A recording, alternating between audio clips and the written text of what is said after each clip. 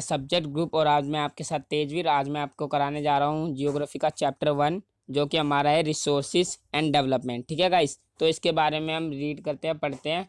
जैसे कि आपको पता होगा, अगर आप मेरी वीडियोस को फॉलो कर रहे हो, तो मैंने जो हिस्ट्री, पोल साइंस और इकोनॉमिक्स के मेन चैप्टर थे उनको कंप्लीट करा दिया इस वीडियो में। और अब जो हमारी लास्ट बुक रह रही है जियोग्राफी, उसके मेन इंपॉर्टेंट चैप्टर मैं आप इस वीडियो में कंप्लीट करा दूंगा। ठीक है गाइस, तो आइए स्टार्ट करते हैं। तो गाइस पहले जानते हैं रिसोर्सेज क्या होते हैं। रिसोर्सेज क्या होते हैं गाइस, कि जो भी हम अपनी डेली लाइफ में यूज़ करते हैं वो उन सबको हम टर्म कर सकते हैं एज रिसोर्सेज। ठीक है गाइस, अब देखते हैं नेक्स्ट पे देखते हैं टाइप्स ऑफ रिसोर्सेज। रिसोर्स के टाइप्स क्या होते हैं। ठीक है, रिसोर्स के बारे में हमने पता कर लिया, जैसे कि आपने 9th में पढ़ा होगा रिसोर्स क्या होते हैं, उनकी डेफिनेशन। और एक बार अपनी बुक में भी चले जाना उसकी डेफिनेशन ढूंढने के लिए। ठीक है, तो आइए देखते हैं टाइप्स ऑफ रिसोर्सेज।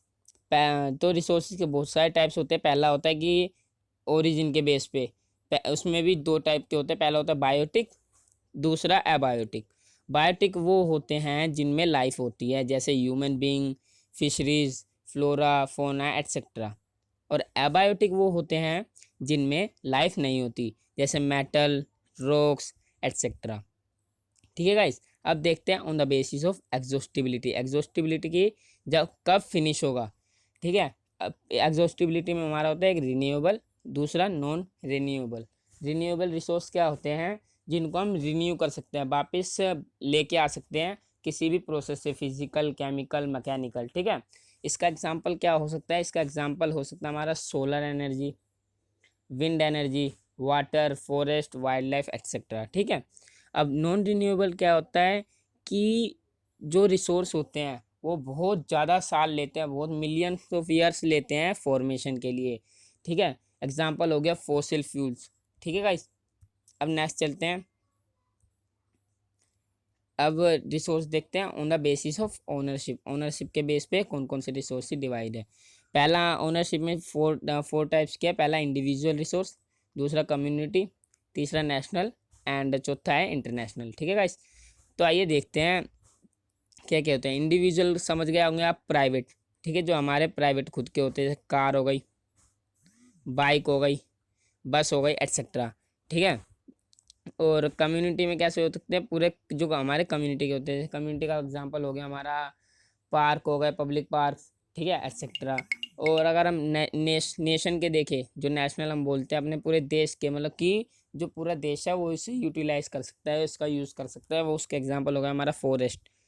और इंटरनेशनल का हम देखें, उसमें आता है एक एक्सक्लूसिव इकोनॉमिक जोन।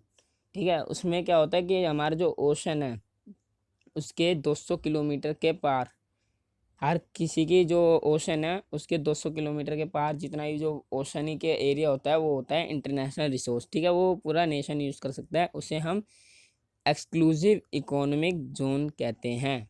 ठीक है, ये बहुत इंपॉर्टेंट है गाइज, इसको याद करके रखना। अब देखते guys on the basis of status of development. Development के स्टेटस पे रिसोर्स को किस किस पे डिवाइड किया गया है।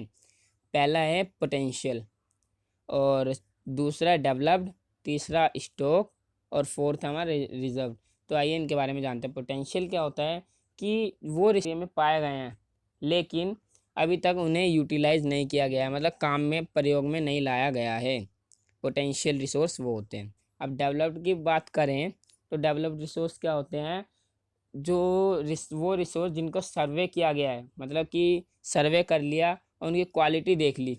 ठीक है, क्वालिटी, क्वांटिटी, ये सब डिटरमाइन कर लिया है यूटिलाइजेशन के लिए, लेकिन अभी भी ये भी यूटिलाइज नहीं हो पाया, मतलब कि इनका प्रयोग में आया नहीं है।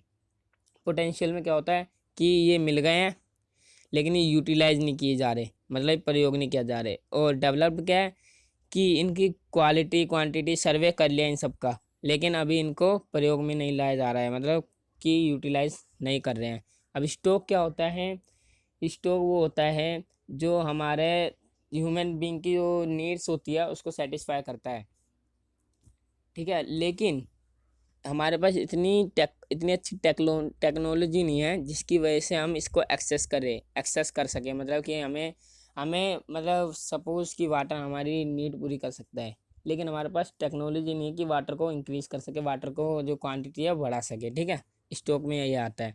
और फोर्थ है हमारे रिजर्व। रिजर्व में आपको पता होगा कि रिजर्व करके रखते हैं, है ना, जिससे कि जो फ्यूचर में हेल्प कर सके, वो हमारा रिजर्व में आता है। अब नेक्स्ट चीज़ पे चलते हैं। अब देखते हैं guys resource planning in India. Resource planning कैसे होती है, जैसे कुछ कई जगह पे हमें रिसोर्स मिल गया तो उसको प्लान कैसे करेंगे फ्यूचर के लिए। इसमें थ्री प्रोसेस है। अगर ये आपने याद कर लिए तो एग्ज़ाम में ये लिख देना, फुल मार्क्स मिल जाएंगे। फर्स्ट है identification and inventory of resources. क्या होता है कि सपोज पहले हमें पता चला यहाँ पे रिसोर्स है, तो उसको आइडेंटिफाई करेंगे, उसे ढूंढेंगे, रिसोर्स को इन्वेंट करेंगे। दूसरा प्रोसेस है इवॉल्विंग अ प्लानिंग स्ट्रक्चर। फिर इसको प्लान करेंगे कि कैसे कैसे हमें इसका प्रयोग करना है और हाउ टू मैनेज इट और एवरीथिंग वी विल स्ट्रक्चर, ठीक है। इसका जो स्ट्रक्चर है वो हम प्लान करेंगे। तीसरी चीज़ जो आती है हमारी matching the resource development plan with national development plans. जो हमारा रिसोर्स डेवलपमेंट प्लान है, जो रिसोर्स हमें मिला है, उसको हम नेशनल डेवलपमेंट प्लान से मैच करेंगे। जो नेशनल डेवलपमेंट प्लान है वो है हमारा 5 ईयर प्लान, ठीक है। इसके बारे में आप पढ़ के मेरे को कमेंट सेक्शन में ज़रूर बताना। और गाइस एक बहुत इंपॉर्टेंट चीज़ जो मैं आपको बताने वाला हूँ वो है कि हम पढ़ तो रहे हैं कि रिसोर्स प्लानिंग क्यों ज़रूरी है, लेकिन अब ये क्वेश्चन आता है कि रिसोर्स प्लानिंग क्यों ज़रूरी है, ये बताओ, ठीक है। जैसे मैंने लिखा है गांधी जी व्यू। गांधी जी कहते थे कि there is enough for everybody's need and not for, sorry, it is for not for anybody's greed. Gandhi ji ने कहा है कि हमारे पास इतना रिसोर्स है कि सबकी ज़रूरतें पूरी कर देगा, लेकिन इतना रिसोर्स नहीं है कि सबकी लालच को पूरी करे, ठीक है। तो ये गांधी जी ने कहा था, इसलिए जो हमारे रिसोर्स है वो इम्पोर्टेंट है, रिसोर्स को जो है प्लान करना इम्पोर्टेंट है। अब देखते हैं guys land degradation. Land degradation के बारे में पढ़ते हैं कि कैसे कैसे लैंड डिग्रेड हो जा रहा है, मतलब कि बंजर हो जा रहा है, ख़राब हो जा रहा है। इसके 5 फैक्टर है, उसको आप अगर एग्ज़ाम में आ जाए तो ये 5 पॉइंट लिख के इनको एक्सप्लेन कर देना, फुल मार्क्स मिल जाएंगे। पहला पॉइंट है माइनिंग। माइनिंग जैसे ये पता है हमारे कोल माइनिंग और ये सब जो माइनिंग होती है, माइनिंग प्रोसेस, इनकी वजह से जो हमारा लैंड है वो डिग्रेड हो जा रहा है। दूसरा है हमारा ओवर ग्रेजिंग, मतलब कि जो हमारे गाय भैंस ये सब होती है, भेड़ होती है, इनको उस लैंड पे ज़्यादा दिन तक ग्रेज करवाए थे, मतलब चरने देते हैं, इसलिए उसकी जो न्यूट्रिएंट्स होते हैं लैंड के वो चले जाते हैं, जिसकी वजह से लैंड डिग्रेड हो जाता है। तीसरा है ओवर इरिगेशन, मतलब कि ज़्यादा ही इसको पानी दे देते हैं लैंड को, ज़रूरत से ज़्यादा, इसलिए उसकी वजह से क्या होता है कि जो लैंड डिग्रेडेशन हो जाता है।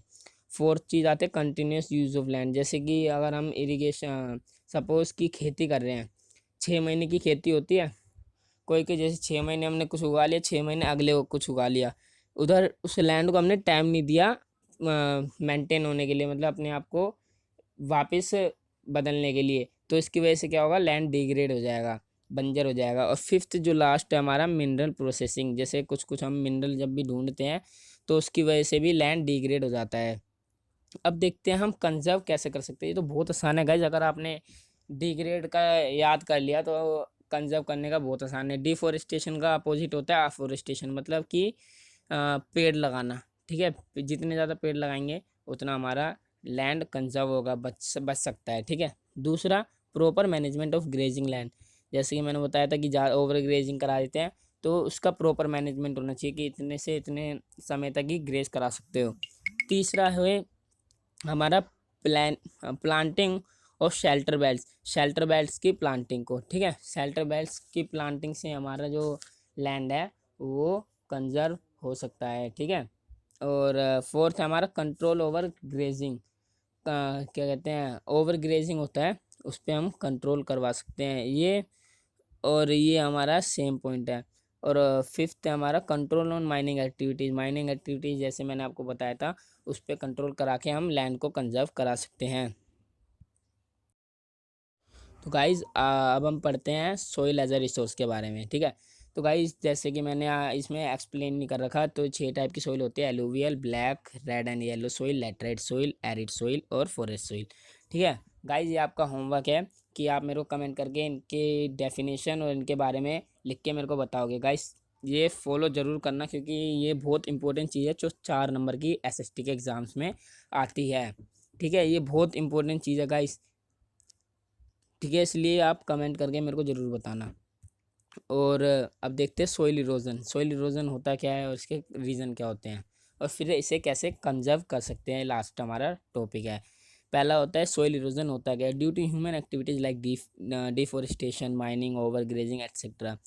तो सोइल इरोजन क्या होता है कि जब भी ह्यूमन एक्टिविटीज़ की वजह से, डिफोरेस्टेशन मतलब पेड़ काटना, माइनिंग, ओवर ग्रेजिंग, इनकी वजह से जब हम जब ये सब कर लेते हैं तो अपर लेयर जो होती है जो सोइल की, वो हट जाती है। विंड या किसी की भी वजह से हट जाती है, पानी, विंड, इनकी वजह से, तो उसे हम सोइल इरोजन कहते हैं। जब अपर लेयर हट जाती है सोइल की, उसे हम सोइल इरोजन कहते हैं, ये याद रख लेना। फिर natural processes like wind, water etcetera. जैसे मैंने बताया कि नेचुरल फोर्सेस की वजह से जो अपर लेयर हट जाती है, जैसे विंड की वजह से, वाटर की वजह से, एट्सेट्रा। और हमारा होता है फिर शीट इरोजन। शीट इरोजन क्या होता है गाइस, कि जब वाटर फ्लो करता है पहाड़ों से नीचे, वो मिट्टी को लेके चले जाता है नीचे, उसे हम शीट इरोजन कहते हैं। और विंड इरोजन, जब विंड की वजह से अपर लेयर हट जाती है सोइल की, उसे हम विंड इरोजन कहते हैं। बहुत ईजी है गाइस। अब देखते हैं सोइल कंजर्वेशन। आप सोच रहे होंगे कि ये क्या लिख दिया, think about it by yourself and comment. तो गाइस, मैंने आपको इस वीडियो में 2 होमवर्क दिए हैं कि जैसे मैंने आपको बताया सोइल कैसे सोइल का कैसे इरोजन हो रहा है, तो आप सोइल को कंजर्व कैसे कर सकते हैं, आप मेरे को कमेंट सेक्शन में ज़रूर बताना गाइस। प्लीज़ प्लीज़ प्लीज़, अगर आप वीडियो मेरी फॉलो कर रहे हो। ठीक है गाइस, अगर आपको मेरी वीडियो पसंद आई हो तो लाइक, सब्सक्राइब, शेयर करना ना भूलना। Thank you guys.